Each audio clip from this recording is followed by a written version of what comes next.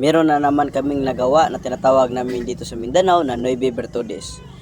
Iba po ito sa tinatawag na 10 elements dyan na nagmula sa Banahaw.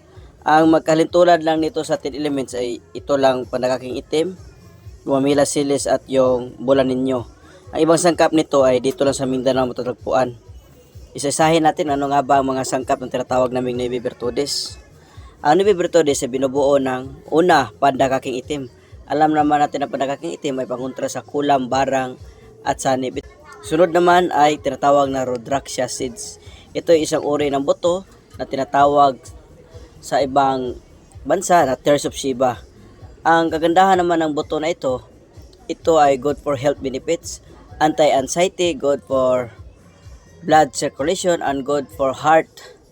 Marami pa itong taglay, may pampaswerte at may positibong enerhiya na taglay. Kahit i-search nyo pa ito sa Google, na tinatawag na Rudraksha seeds, napakarami pong dala nitong uri ng buto na ito.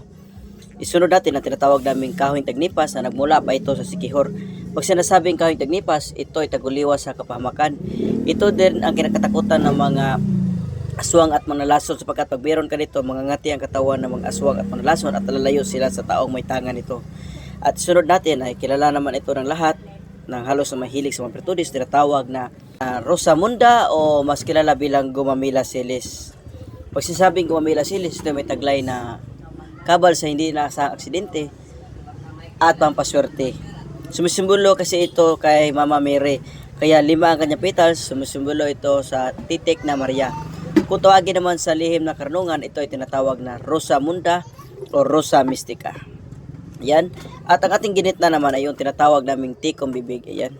Dito sa Mindanao, tinatawag na pangguom. Ito yung pangontra sa mga inggit sa kapaligiran, maging mababangis na hayop at maging usog na gawa ng elemental at gawa ng tao. Isunod natin yung tinatawag naming kahoy San Miguel.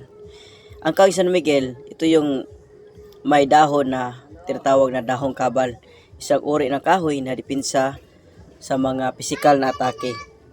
Tinatawag na kahoy Guerrero. Isunod naman natin yung tinatawag namin itong bagakay na libon. Ordinaryo ay malalaki ang butas, ngunit ito ay tinatawag ng bagakay na libon sapagkat wala po talaga itong butas pag hindi pa binutasan natin ng sadyang binutasan lang yan. Ang libon naman, pag sinasabing libon, ito ay may taglay na tagabulag sa mga masamang tangka at meron ding tagalihis. Ayan. At syempre ang bola ninyo na tinatawag na pangpahatak ng swerte at pangontra sa mga elemental.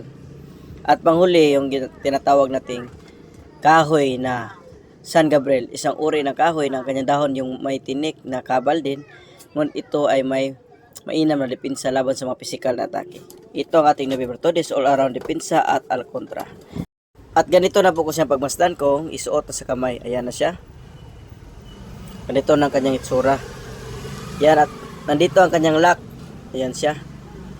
Pwede mo lang hilain to. Ayan ang tinatawag na Nueve Virtudes bracelet.